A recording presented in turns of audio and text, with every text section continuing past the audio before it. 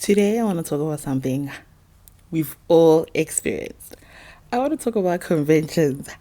I want to talk about the mishmash S show that was the conventions, like and assemblies. Yeah, let me get into it. I'm gonna do it while I do my makeup. I hope you guys do not mind because I want to do this makeup for another video I'm recording. So if this works through or it pans out well, you guys will have 2 uploads. I actually used to like conventions. I used to like conventions for all the wrong reasons. Literally all the wrong reasons. Because when you're a Jehovah's Witness, your life is boring. Your life is literally boring. You are not having any fun. You hardly go out to party and stuff. Well, for some people, other people, they were lucky in terms of they had like parents who were a bit more understanding and allowed them to go out and stuff. My parents, on the other hand, were not about that. Like even after school activities, I couldn't really partake in because of just how strict they were. So conventions for me were like exciting because while I'll have something like exciting to look forward to on the weekend. And of course, like I love fashion. I love fashion. I love makeup. So like I'm planning my outfit like weeks ahead of time, like weeks and weeks ahead of time. My hair as well. So like I really like enjoy that process, and I'm not gonna lie, like I kind of miss it because I don't know, it made like going to meetings exciting for me because I was like, okay, like, I mean, not meetings, but like some JW thing. Like, it made it exciting because I knew I would be able to dress up and just, have a good time. So, the good time I meant was just to rock up there, look cute, and just be away from home. Like, I actually like being away from home. And yeah, my parents were very strict. I honestly did not have a life outside of the religion. Like, even my friends were mostly in the religion.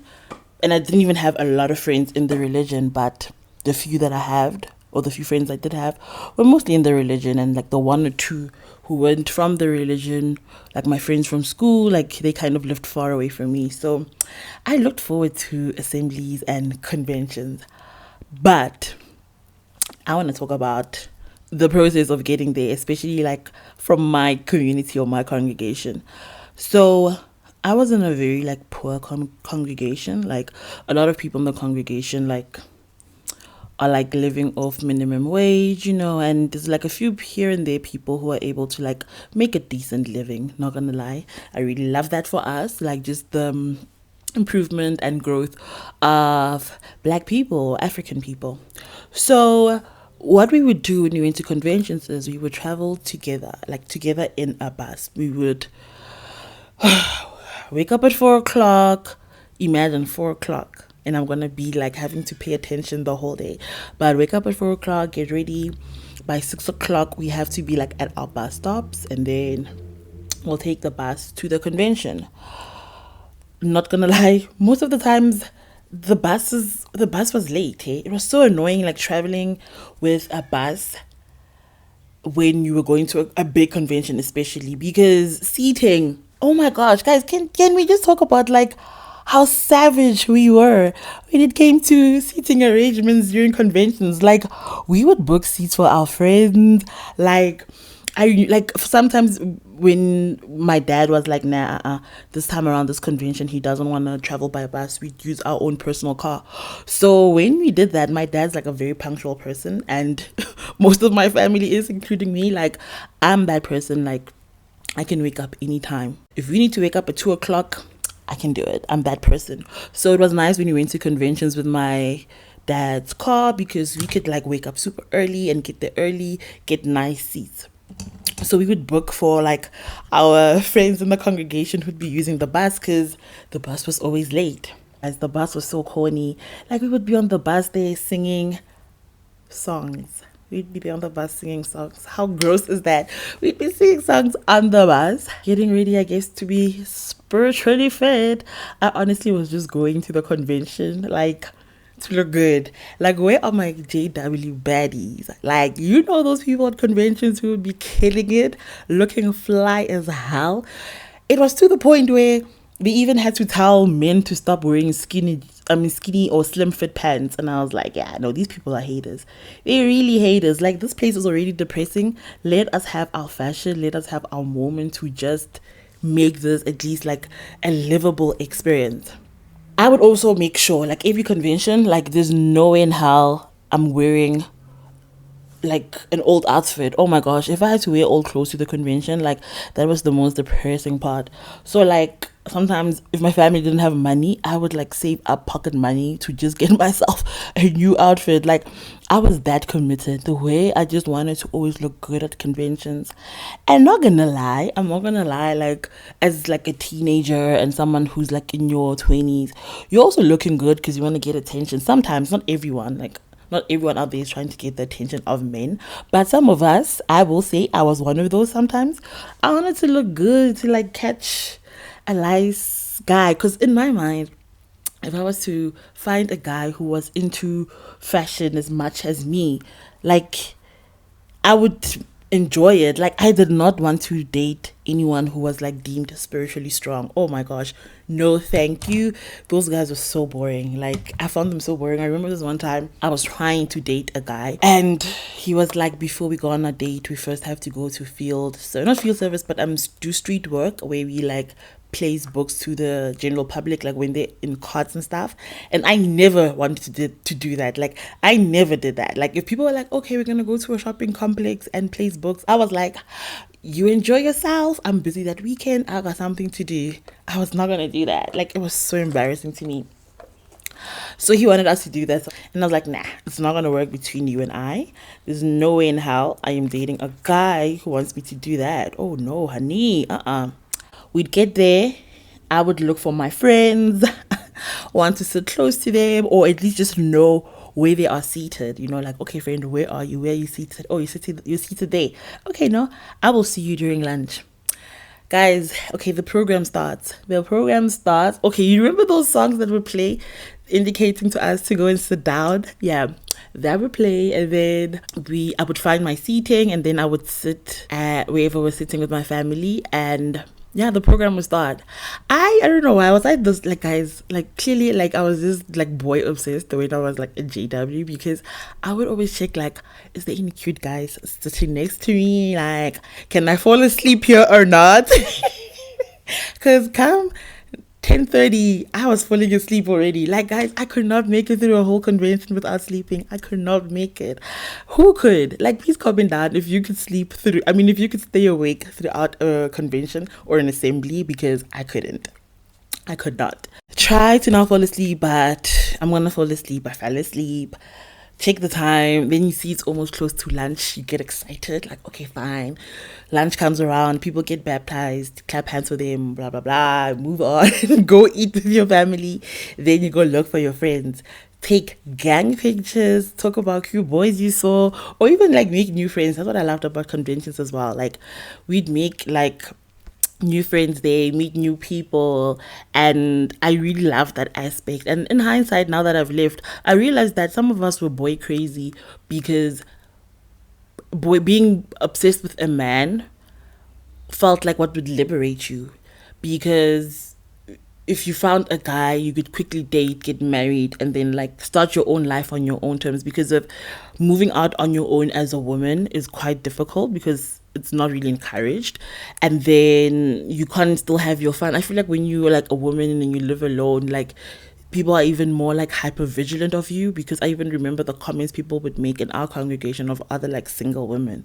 So I think us wanting to just find someone was purely because we thought like just getting into a relationship can help us live like a fun and carefree life. But obviously not, because there were a lot of toxic men as well.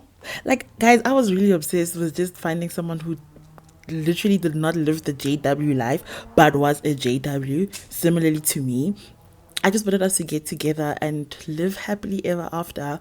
But clearly what I was wanting was to actually just leave. So yeah, like, there were conventions for me, like, during the lunchtime, and we take pictures with friends and stuff like that. And then, you know, meet people as mentioned, and then go back in the last session and we just sit there and listen. Yo, the sessions after break were the hardest. Like those sessions were brutal.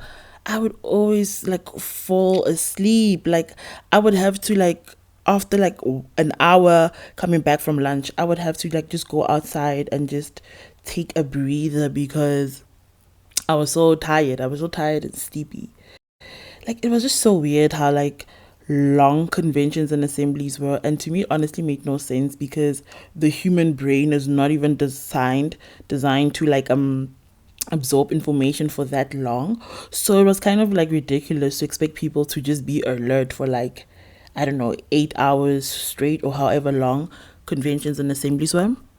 But in anyways, we went through them. They always had like a random speaker. Like I don't know if this was the same everywhere else in the world, but here in South Africa, especially like in black congregations, because I can only speak to that because I mostly just went to like Sesotho congregation. I mean Sesotho like conventions. We'd always have like a random white speaker come and they would just translate the talk to us. And I don't know why, I kind of felt weird. I'm like, why do we need a white person to come tell us about God? That was me. That was me not understanding what type of religion I am in. But yes, they would come to an end. And then the last few hours were just always the best because you would like quickly try to take pictures again, have fun, meet new people, and just get their numbers. Like conventions honestly were like just a good time if you were like a people's person like me. I really enjoy them. I cannot even lie. But also, can we go back to the baddies? I feel like a lot of people who lived and are like outside of the religion were the baddies. The guys who were just the ones who were cool, calm, and collected, you know, in living life incognito, living a double life. Those are the people who have lived. And for women, I feel like it's the same because most of the women who are like who have lived or that I have encountered, they always sound like women who just love taking care of themselves and just like knew what it is that they wanted out of life. So like they knew that no, they wanted a career and they wanted to be like a boss. And being that type of woman within the Jehovah's Witness organization is very hard. And I feel like that's most of the women who've actually left the congregation or the religion, I mean. And kudos to you, ladies. Like really kudos to you for making it out because it is hard, first of all, just leaving that religion as a woman when you're reminded every day just how like worthless you are and like you can't even think for yourself without a man. So to just build up the courage and just to remind yourself like, you know what, I am a strong woman, I can do it myself and I don't need a man to come here and disrespect me. And when I mean a strong woman, I don't mean like you can now like take on all of the world's problems. Because one thing I've realized about like leaving the JW life is that the world is actually as bad as they kind of made it out to be, but not as horrible. But the world is bad. Like, let's be honest, the world is kind of bad, and adjusting to it is difficult because, yeah, it's bad, but it's not as bad as those people made it out to be, but it's still bad. And it's toxic, you know. There is those things we ran away from JW, like being women being disrespected or not valued as much as men. You still deal with that in the world, but the difference here is that yes, the world is bad, but I can speak up for myself.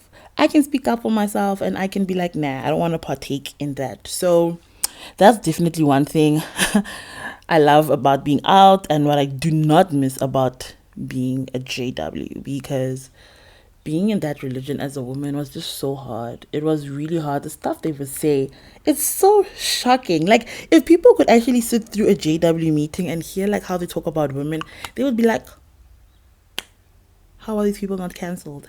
How are they not cancelled when you say like women can't think for themselves? They need men because men have bigger brains and women have smaller brains. Okay, you know, like you'd hear stuff like that, like women are like fragile. I don't know, did they say vessels? Because most of the Bible verses that I know as well, I remember them like in my home language and actually not English. But anyways, I think they said like women are like vessels and they like weak and men need to, I don't know, look after them or some nonsense like that. Another thing I want to like talk about is just, I don't know if this was the same, because of, I'm also realizing like some of our experiences all over the world are the same, but they're still different because of cultural elements and the traditions we might have in our own communities. But I felt like conventions for us, where I was from, were kind of an opportunity as well for people to like flaunt their wealth. And I was broke, not gonna lie. So it could be a thing of, yeah, you are noticing this more because of you don't have, and also you are in a religion that, I don't know, like encourages you to not seek wealth, to not seek riches. So when you do see people who are JWs and they are rich, it's kind of like a mind, like you can't adjust your mind to it. And then, those, what are they called? Presentations, or I can't remember what they're called. I think it's presentations, because I don't remember what they're called in English. But when the people would do like talks and they'd have like people giving testimonials, oh my word, those were horrible. Those were horrible, because they would go all out to try and make you all feel like you ain't doing enough. Look at this 14-year-old skipping school and going to preach the word of God, and you are pursuing a higher education. How dare you? How dare you? Look at this woman turning down the idea of getting married and being with someone and just dedicating her whole life to this organization and just handing out books for the rest of her life. Like, how do you not want to do that? Like, what is wrong with you? There's a lot of the mean girl spirit in the JW community, like being mean to girls who we thought like, nah, she's a bit too worldly just because of she dresses well, or she's a bit worldly because of she does her makeup. She's worldly because you don't know much about her life, or men like her but she's not even interested, but just because of men are interested in her, you don't like her. Like, there was a lot of pettiness like that. Like, yeah, there was conventions, honestly. Like, they were a lot. They were weird, but they were exciting. Like, honestly, like, they were kind of exciting. I also felt like international conventions, they were very exciting. Very exciting. I remember there was one in 2014 we went to, and people kept thinking I was African American. I was like, oh my God, why? Or they thought I was like from West Africa or East Africa. And I was like, really? Oh my God, thank you. Thank you. I remember there was a girl they chose. This girl was my best friend, right? My best friend. We grew up together, literally. And then her mom told her to stop being best friends with me because I dressed too worldly. And guess who became pregnant before everyone else? And this is not even to shame her, because first of all, she was a grown woman, honestly, and it was nobody's business again what she was getting up to. But she did get pregnant and disfellowshipped, and it was kind of painful because, wow, here you all were, you know not wanting to be friends with me anymore just because of I was into fashion. And that was the nature of the JW world, where women would really get shamed for just being themselves and wanting better out of life, and just wanting to be themselves and just look beautiful, like it made you look like you were just too obsessed with your looks. You looked a bit self-conceited, or yeah, they didn't like it. They didn't like women like being concerned with their looks too much. We had to be modest at all times, and I was not modest. I'm not gonna lie, like I'm a lot of things. Modesty is not one of them. It is not one of them. Like when I'm modest right now, it is definitely because of just something I've internalized from this JW experience, but it's not really in me. It's not in me. Let me do my lips and then close off this video. Now, as much as I'm out here making jokes about conventions and just talking about what it is that I enjoyed, make no mistakes that conventions and assemblies are quite dangerous, because that's where the Jehovah's Witnesses spread a lot of their propaganda. And it's not just propaganda being verbally said, but it's like strategically placed. And this is accompanied by, you know, moving music, moving cinematography or videos that, you know, incite feelings out of people. I remember like when they do talks about, you know, people being resurrected from the dead in paradise, like they'd have footage of that, and it's so like effective on people, because I mean you can now visually see it, they're not just saying it. So conventions were quite dangerous in my opinion. Like I would leave them just like, wow, we were spiritually fed, but in all honesty, like we were just being told to stay in our place as women, to keep supporting men, and listen to the guidance of the elders. For me, the worst convention was probably when they told men that they couldn't wear slim fit clothing because it made them look gay, and they shouldn't act like gay people. And I felt like that was so uneducated, because I even remember someone posted like a Steve Harvey image on Facebook, and they were making the joke that they want us to dress like this now. And I was just like, no. I even commented this saying that no, we shouldn't be listening to like an old man tell us about fashion. Like, what does he even know about fashion? And people weren't sharing the same sentiment as that. They were upset, yes, but they didn't feel like, no, F this. And that's when I started to realize that, oh, girl, you are not part of this group no more. Because I was like, no way. Like, why? How can clothes change your sexual orientation? Clearly you're misinforming people here. And I think something in me right there and there switched. And I think that was like my second to last convention where I was like, nah, none of this anymore. And they also use the conventions as opportunities to address issues, and they address so poorly. I remember when they addressed the child abuse allegations, they were like, no, people are talking about our organization doing these harmful acts, but it's not true. And if you have got a child, protect your child. You see, you're saying things aren't true, but then you're giving people advice on how to handle such a situation, because they were saying like children shouldn't be left alone with adults. Just make sure you're with your child at all times, stuff like that. So I didn't appreciate how they addressed things at conventions, even though it was the opportunity for them to address certain situations. But that was the stuff that happened. Like, are there any things that you miss about conventions or enjoy? And I will see you all in the next video.